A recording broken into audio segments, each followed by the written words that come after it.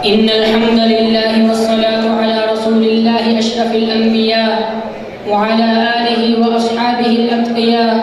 أما بعد فأعوذ بالله من الشيطان الرجيم. بسم الله الرحمن الرحيم.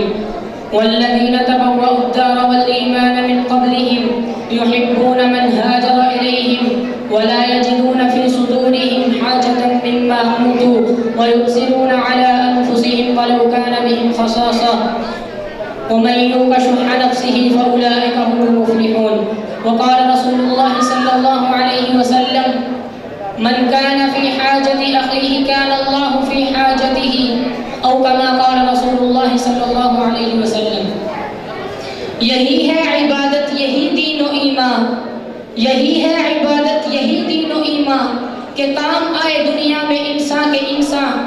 یہ پہلا سبق تھا کتاب خدا کا، یہ پہلا سبق تھا کتاب خدا کا کہ ہے ساری مخلوق کنبہ خدا کا.